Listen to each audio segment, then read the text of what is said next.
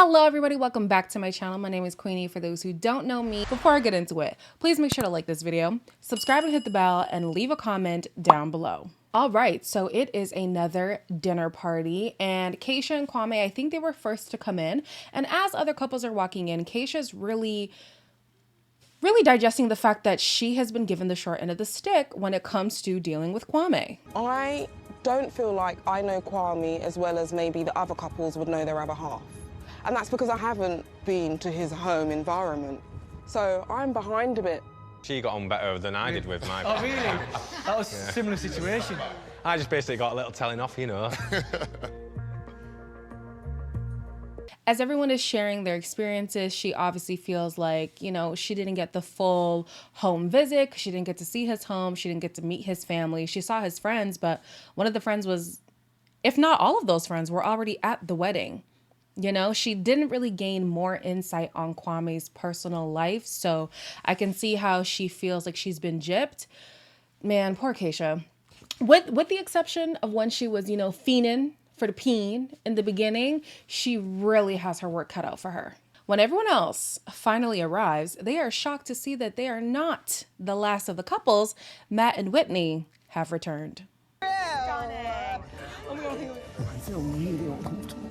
That's incredible. You have half the room just sit, and the other half greet them. Yeah. So they showed you the science. Yeah, they said that we're really compatible, and they've based it off of the fact that they can see that we have strong feelings for each other. But the thing is, you said that we need to show that we're genuine. Exactly. Prove me wrong. I still agree with that. Yeah, no, I have no interest in proving you wrong, though.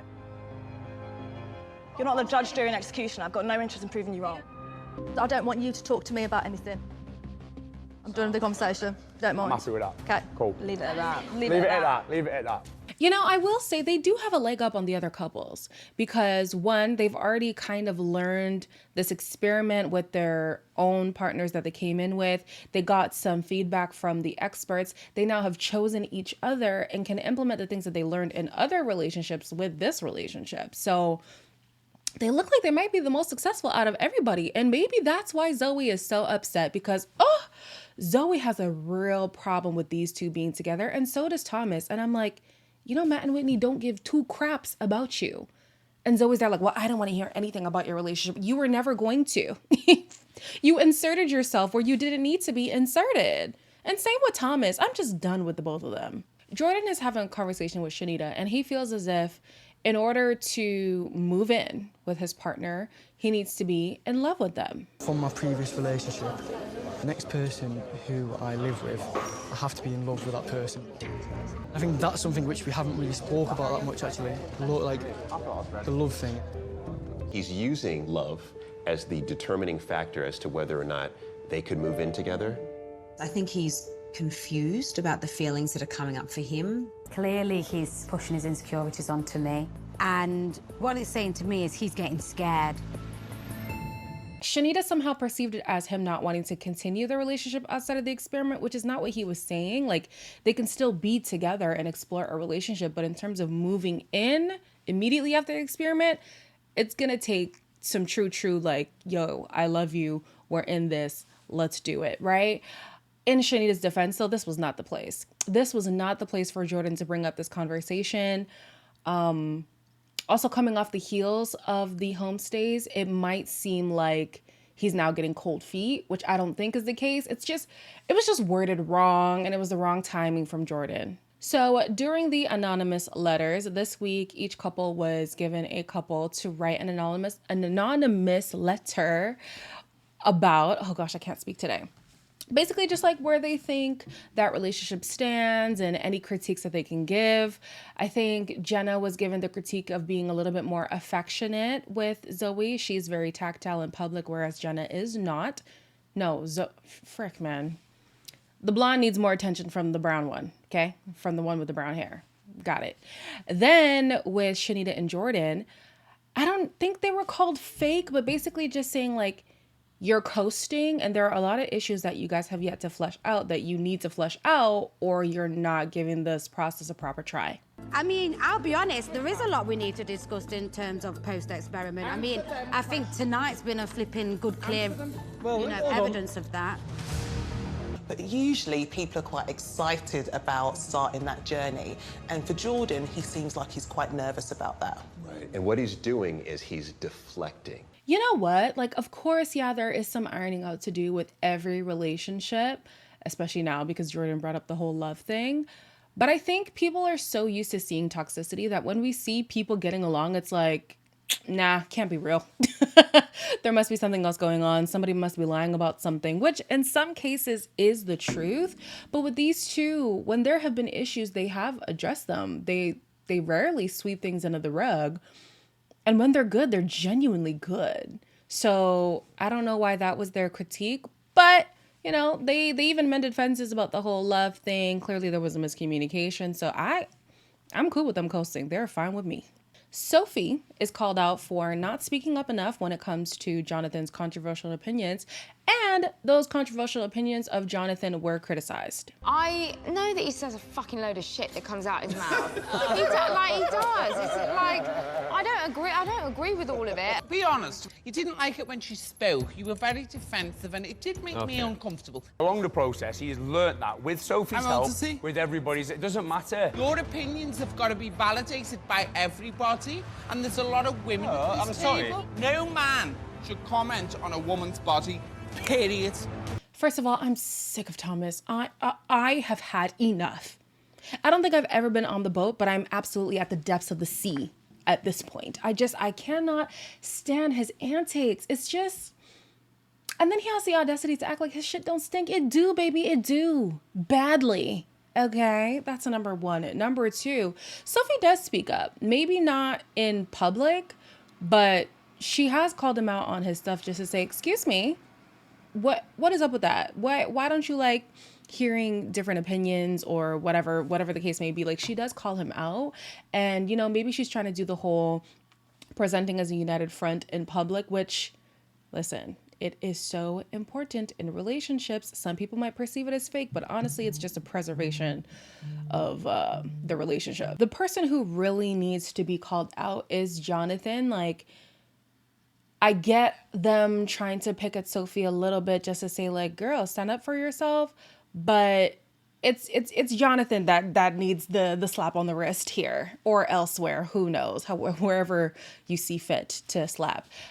He's childish and immature and doesn't think about the feelings of other people. And that's very detrimental in life in general, not just in relationships. Whitney and Matt are a new couple, and obviously people did not know that they were coming in as a couple, so they did not get a letter. However, the table was left open for the other couples to weigh in on their relationship. Do you think that you gave all you could for that marriage with Gemma? I do feel like at that moment, I had give it what I could give it, and I checked out. Are you part, if you don't mind me asking, are you part of the intimacy club? I came into this as a celibate person by choice, and I ain't no longer celibate. Well, number one, I think that Matt did the best that he could with Gemma, to be honest with you. And when the cast watches it back, they will see he really did try. And number two, of course, they've been intimate. They woke up in the same bed at the retreat. Like, everybody knows that, don't they? No, they know this.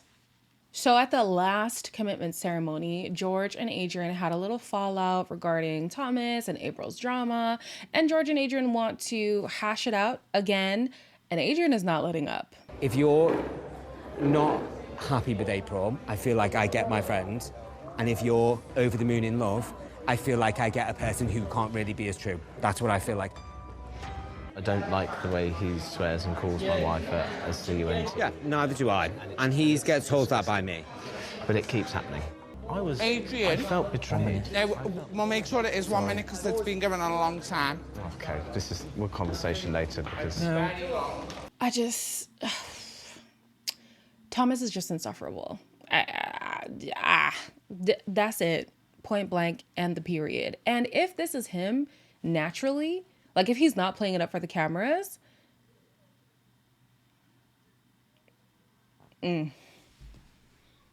God bless him. Kwame and Keisha are next, and whoever wrote the letter has been clocking that Kwame is closed off, and it's a red flag. Privacy and respect go hand in hand. That's by my book. We do try our best to be as honest as possible, but I take it on board and roll with it. It's clear they're on different pages, and the fact that she's not acknowledging it shows right here that this facade that they're trying to keep up is more important than speaking the truth. He says that he and Keisha are a private couple, and that's why they don't share everything, like either with the experts or with the other contestants in the experiment. But I think there's a difference between being private and being secretive. I think Keisha is a private person. She's not gonna, you know, put her business on Front Street. But Kwame is secretive. There's things that he's actively keeping from Keisha. You know what I mean? I think that when it's time for Keisha to be open, she will be open, but it has to be prompted. Whereas with Kwame, prompt or not, he's not going to tell you anything. With Thomas and Adrian, you would think that they wrote their own damn letter because, oh my gosh, whoever wrote this was just blowing smoke up their asses. You both started on a rocky road, but now have both clearly taken the time to understand each other better, continue to exercise trust, and the possibilities for you both will be endless. We love you both. Whoever wrote that, I really appreciate you appreciate so it. much. Thomas has acknowledged now on multiple occasions that he does have a tendency to blow up. And every time he will apologize. But for me, at some point, without change behavior, your apology is null and void. Why are you apologizing for something that you know you're going to do again? It's enough. I'm tired. I'm ready for him to go. Lastly, we have April and George, who are being called out for still being fake. If you truly value your marriage, you'll stop wasting time and get to the deep-rooted issues before the experts are no longer here. We have conversations behind closed doors. We are in a really fucking good place. If you've got something bad to say, just say it amongst yourselves, because we're not bothered anymore. It's affected us negatively for too long, and I feel like that letter did not break us in the slightest. Listen, fake or not, George is in some hot water, y'all. Some hot water. The streets are saying the man was arrested on Thursday, September 29th. He's since been, let out on bail. But I think it was, suspicion of controlling and coercive behavior. Now, I don't know what that means, but I know April doesn't like to tell me the full truth. April likes to keep things from me, blah, blah, blah. She's deceitful. She's dishonest. Yikes.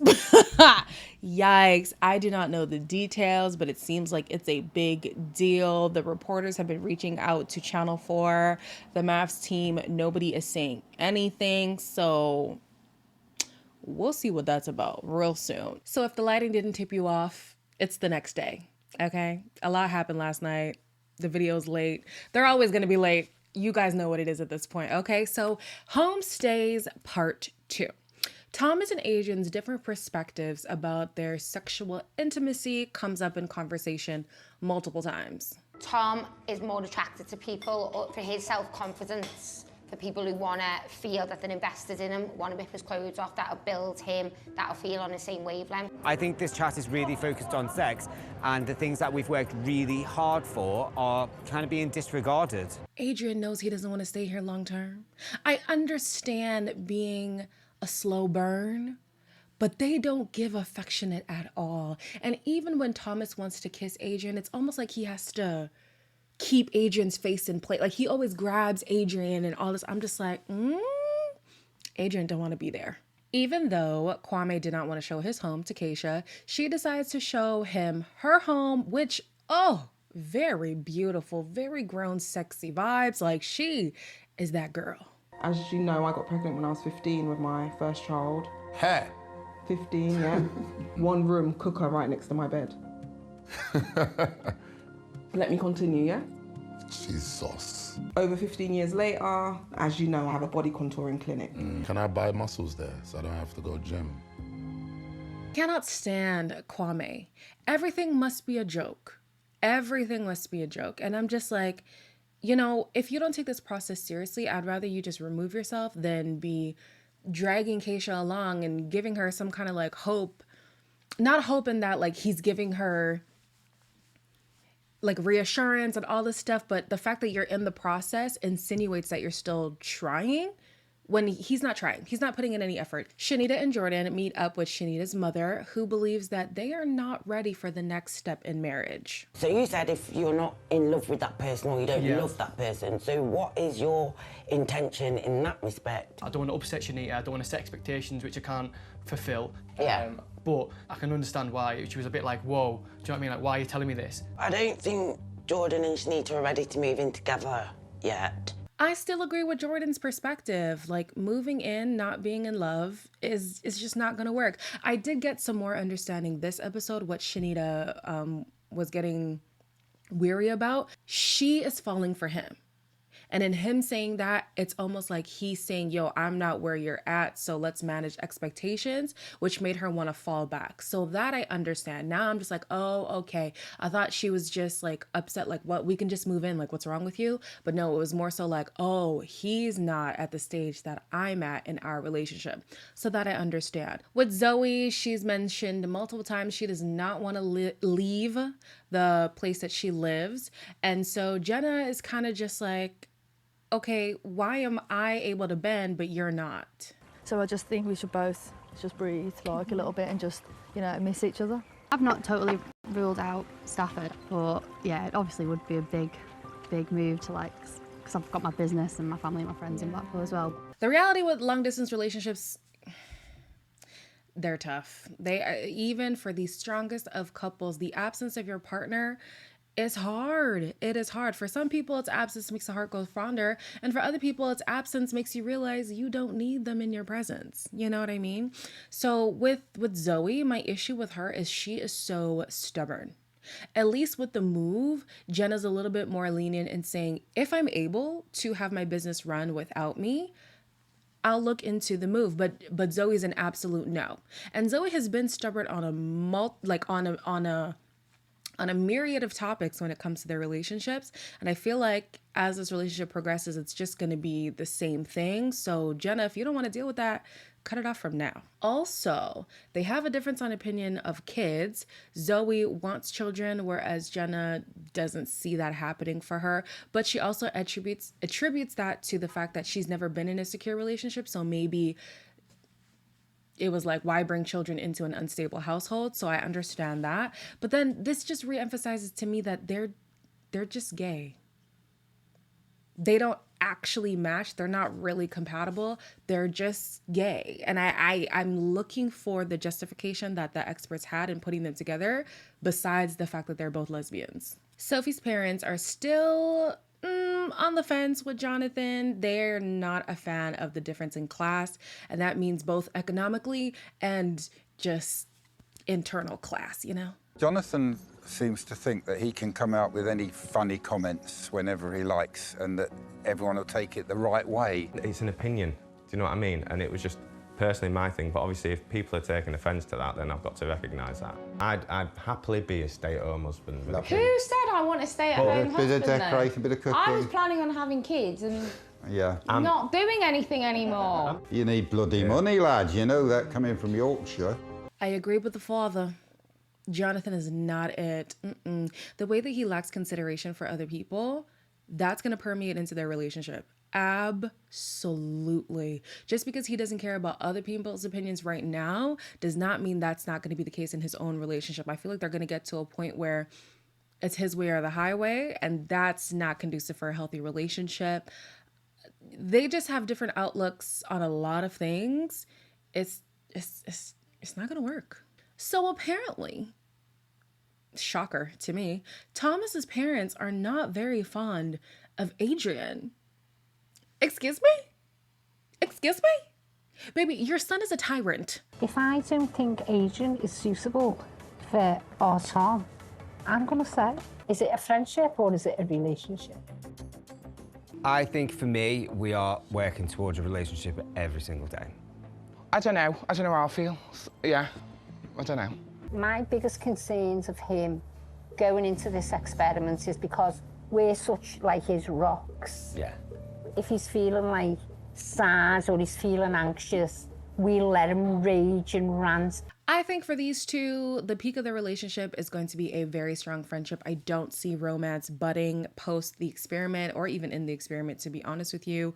And then it turns out the parents have been not supporting, what's the word?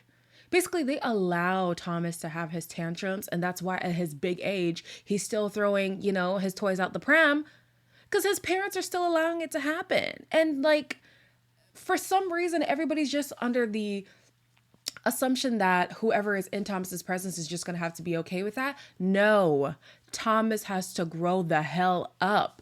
Where are the people with sense? Last but not least, we have April and George, who meet up for drinks with her friend Jose, who's not keen on the amount of compromises that April has to make for George. I just don't want to see April doing all the work. He also needs to add a little bit of compromising into, okay, the children are very important into my life, but so are you. He hasn't trusted me throughout this, and I haven't done anything for him to not trust me. This is George's Yeah. issue. It's not your issue, Mm. okay? You don't have to look into that. That's George's problem. I agree with Jose. He's been saying something that I've been saying for a while. George's issues are his own to solve. That's not his wife's job to solve. That's not anybody else's to solve. You got to work that out for yourself, not even just for this relationship to work, but any relationship to work. You can't keep going in every relationship thinking that, oh, the shoe's gonna drop, something's gonna happen. Like, then it makes the person feel like, why am I reassuring you if you're never gonna believe the things that I say? This is exhausting. And this man, on the show, he's really being portrayed as the, you know, soft, gentle man. But these allegations, child, they're gonna be hard to run from. I hope we get to hear more. I don't really delve into mess like that. But with George, like, he really has been making April seem like she's the villain here, and it turns out it really could be him. So I'm staying tuned to hear what happens next with George. As always, like, comment, share, and subscribe, and I'll see you guys in the next one.